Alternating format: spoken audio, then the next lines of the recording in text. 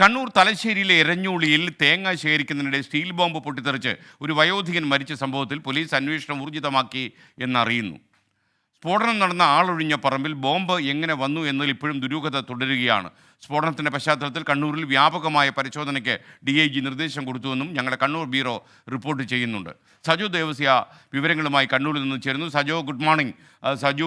സജോ, യഥാർത്ഥത്തിൽ നമ്മൾക്ക് ഏറ്റവും താല്പര്യമെന്ന് പറഞ്ഞാൽ ഈ കക്ഷി രാഷ്ട്രീയക്കാർ ചേരിതിരിഞ്ഞ് അക്രമം നടത്തുന്ന വാർത്തയാകരുത് കണ്ണൂരിൽ നിന്ന് വരുന്നത് എന്നാണ്. എന്നാൽ ഒറ്റപ്പെട്ട ബോംബുകൾ പലയിടത്തും ഇപ്പോഴും പൊട്ടിക്കൊണ്ടേയിരിക്കുന്നു. പറയൂ വിവരങ്ങൾ. Good morning.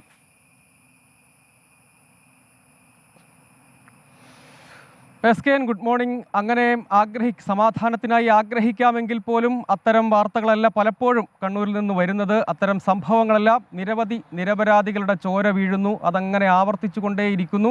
രാഷ്ട്രീയ സംഘർഷങ്ങളും രാഷ്ട്രീയ കൊലപാതകങ്ങളും ഒക്കെ ഒരു വഴിക്കും തുടരുകയും ചെയ്യുന്ന സാഹചര്യമുണ്ട്. ഇന്നലെയാണ് തേങ്ങ ശേഖരിക്കാൻ പോയ വയോധികനായ ഒരു സാധു മനുഷ്യൻ സ്റ്റീൽ പാത്രമെന്ന് കരുതി തുറക്കാൻ ശ്രമിക്കവേ സ്റ്റീൽ ബോംബ് പൊട്ടിത്തെറിച്ച് കൊല്ലപ്പെട്ടത്. ഈ സംഭവത്തിന് പിന്നാലെ ഈ ബോംബിൻ്റെ ഉറവിടമാണ് പോലീസിനെ ഇപ്പോൾ കുഴപ്പിക്കുന്നത്. ആ ആളൊഴിഞ്ഞ പറമ്പിൽ അല്ലെങ്കിൽ അതിന് സമീപത്ത് എങ്ങനെ ബോംബ് എത്തി?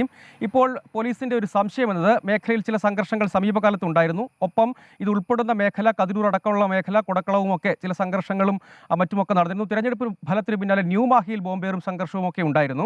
അങ്ങനെ ഉപയോഗിക്കുന്നതിന് വേണ്ടി സൂക്ഷിച്ച ബോംബുകൾ പിന്നീട് വ്യാപക പരിശോധനയിലേക്കും റെയ്ഡിലേക്കും പോലീസ് കടന്നതിന് പിന്നാലെ ഒളിപ്പിച്ചതാകാം അല്ലെങ്കിൽ ഉപേക്ഷിച്ചതാകാം എന്നതാണ് ഇപ്പോഴത്തെ ഒരു നിഗമനം. അതിൻ്റെ ഉറവിടം തേടിയുള്ള അന്വേഷണം നടക്കുകയാണ്. അതിനിടെയാണ് കണ്ണൂർ റേഞ്ച് DIG തോംസൺ ജോസ് ജില്ലയിൽ വ്യാപക പരിശോധനയ്ക്ക് നേരത്തെ പാനൂർ മൂളിയാത്തോട് സ്ഫോടനത്തിന്റെ പശ്ചാത്തലത്തിൽ വ്യാപക പരിശോധന നടത്തുകയും പലയിടങ്ങളിൽ നിന്നും ബോംബ് ശേഖരം പിടികൂടുകയും ചെയ്തിരുന്നു. സമാനമായി വീണ്ടും വിശദമായ പരിശോധനകളിലേക്ക് കടക്കണമെന്ന നിർദ്ദേശം നൽകിയിട്ടുണ്ട്.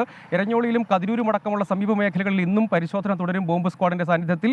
അതോടൊപ്പം തന്നെ ജില്ലയുടെ വിവിധയിടങ്ങളിൽ സംശയമുള്ള കേന്ദ്രങ്ങളിലെല്ലാം ബോംബുകൾ കണ്ടെത്തുന്നതിന് വേണ്ടിയുള്ള പരിശോധനയിലേക്ക് കടക്കും. ഒപ്പം ഈ മേഖല, ഈ വയോധികൻ കൊല്ലപ്പെട്ട മേഖല കേന്ദ്രീകരിച്ചും അവിടെ നിന്ന് ഏതെങ്കിലും നിലയ്ക്ക് CCTV ദൃശ്യങ്ങളും മറ്റും ലഭ്യമാകുമോ എന്ന പരിശോധന അടക്കം നടക്കുന്നുണ്ട്. ആ മേഖല കേന്ദ്രീകരിച്ച് എവിടെയാണ് ഈ ബോംബിൻ്റെ ഉറവിടം, അതിന് പിന്നിൽ ആരാണ്, രാഷ്ട്രീയ സംഘർഷങ്ങളുമായി ഇതിന് ബന്ധമുണ്ടോ തുടങ്ങിയ കാര്യങ്ങൾ പരിശോധിക്കും. അതേസമയം കൊല്ലപ്പെട്ട വയോധികൻ്റെ മൃതദേഹം ഇന്നായിരിക്കും സംസ്കരിക്കുക. സംസ്കാര ചടങ്ങുകൾ വീട്ടുവളപ്പിൽ തന്നെ നടക്കും. കുടുംബാംഗങ്ങൾ, ഒരു മകൻ വിദേശത്താണുള്ളത്, വിദേശത്തുള്ള മകൻ കൂടി ഇന്ന് വൈകിട്ടോടുകൂടി എത്തിച്ചേരും. അതിനുശേഷം സംസ്കാര സമയം സംബന്ധിച്ച് തീരുമാനിക്കും എന്നതാണ് ഇപ്പോഴത്തെ ഒരു നിഗമനം.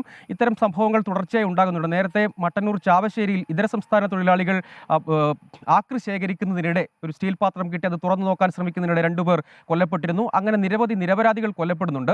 ഇത്തരം സംഭവങ്ങൾ ആവർത്തിക്കാതിരിക്കാനുള്ള കർശന നടപടി വേണമെന്ന ആവശ്യമുണ്ട്. അതിനിടെ രാഷ്ട്രീയ വിമർശനം കൂടി ഉയരുന്നുണ്ട്. പലപ്പോഴും ബോംബ് നിർമ്മാണ കേന്ദ്രങ്ങൾക്ക് പൂർണ്ണമായും തടയിടാൻ കണ്ണൂരിൽ കഴിയുന്നില്ല. പോലീസിന് അത് പൂർണ്ണമായും അവസാനിപ്പിക്കാൻ കഴിയുന്നില്ല.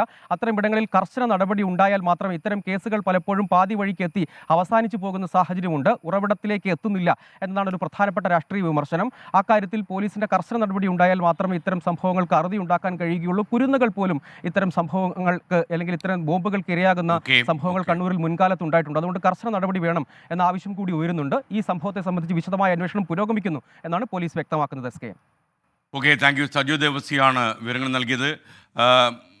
യഥാർത്ഥത്തിൽ രക്തം കിനിയുന്ന കക്ഷി രാഷ്ട്രീയം കൊണ്ട് നടക്കുന്ന പല തലമുതിർന്ന രാഷ്ട്രീയ നേതാക്കന്മാർക്കും ഇനി വാർദ്ധക്യകാലത്ത് നമ്മൾ അവരോട് നേരെയാകണം എന്ന് പറഞ്ഞാൽ നേരെയാകാൻ പാടാ. എന്നോട് തന്നെ, എനിക്കിപ്പോൾ 65 വയസ്സായല്ലോ, എന്നോട് തന്നെ നേരെയാവും എന്ന് പറഞ്ഞാൽ ഞാൻ അത്ര എളുപ്പത്തിൽ സമ്മതിച്ചു കൊടുക്കില്ല. അതുപോലെ തന്നെയാണ് എന്നാൽ ചെറുപ്പക്കാരുടെ ഒരു ശക്തി കണ്ണൂരിൽ ഉയർന്നു വരുന്നുണ്ടെന്ന് ഞാൻ മനസ്സിലാക്കുന്നു. അതായത് ഇൻ്റർനെറ്റിൻ്റെ അപാരമായ സാധ്യതകളും ലോകത്തുണ്ടാകുന്ന ശാസ്ത്രീയ നേട്ടങ്ങളും ഒക്കെ അപഗ്രഥിക്കുന്ന, മനുഷ്യാംശം പറ്റിയിട്ടില്ലാത്ത ഒരുപാട് ചെറുപ്പക്കാരികളുണ്ട്. അവരായിരിക്കണം നാടിൻ്റെ പുതിയ ശക്തി. അവർ ഈ പ്രായമായ ആളുകളെ തിരുത്തണം. കക്ഷി രാഷ്ട്രീയത്തിൻ്റെ പേരിൽ മനുഷ്യജീവൻ അറുത്തു വീഴ്ത്താൻ പാടില്ല എന്ന് നിങ്ങൾ പറയണം.